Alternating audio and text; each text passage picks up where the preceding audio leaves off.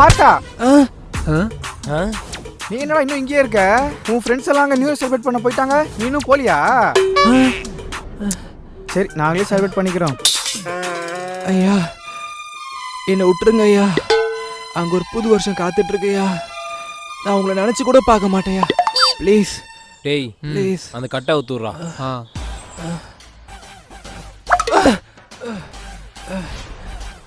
ரொம்ப நன்றியா, நன்றியா.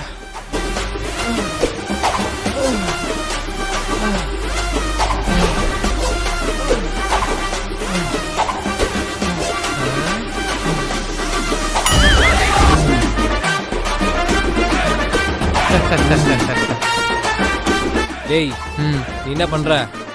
மறுபடியும் அவங்க கூடயே போயிரு. Okay pass.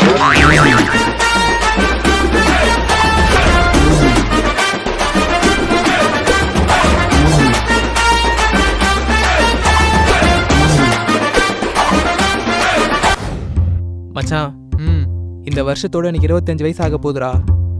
இன்ன வரைக்கும் எனக்கு லவ்வும் அமையல, கல்யாணத்துக்கு பொண்ணும் கிடைக்கல. நினச்சாலே ரொம்ப கஷ்டமா இருக்குடா. அடா பாவி, இந்த 25 வயசுக்கு இப்படி ஃபீல் பண்றியே.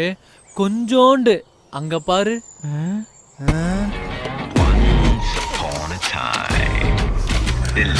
அவருக்கு வயசு 35ஆகுது, இன்ன வரைக்கும் கல்யாணமே ஆகல. கல்யாணம் ஆகலையா?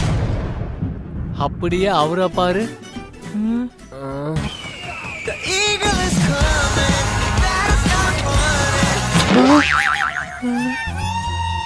அவர் எங்க அப்பாவோட ஃப்ரெண்டு தான். வயசு 60. 60ஆ?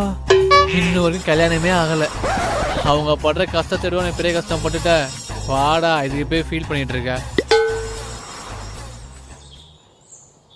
அங்கிள், நீங்க எதுவும் கவலைப்படாதீங்க. இந்த வருஷத்துக்குள்ள உங்களுக்கு மேரேஜ் ஆயிடும். ஓகேப்பா. அப்படி மச்சான், இந்த வருஷத்தை நான் ரொம்ப வேஸ்ட் பண்ணிட்டேன்டா. இதுக்கப்புறம் வர வருஷத்துல நான் அப்படி இருக்கக்கூடாதுன்னு நினைக்கிறேன். உருப்படியா ஏதாச்சும் பண்ணணும். வச்சு பார்க்கும்போது உங்களுக்கு 40 வயசு வரைக்கும் கல்யாணமே நடக்காது. அங்க பாரு, ஒரு ஜோசியர் இருக்காரு. வா, எனக்கு போய் ஜோசியம் பார்ப்போம். நன்றி சாமி.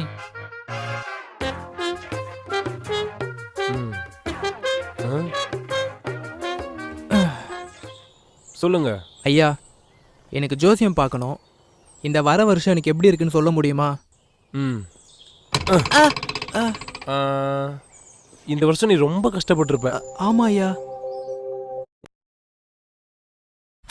மச்சான்,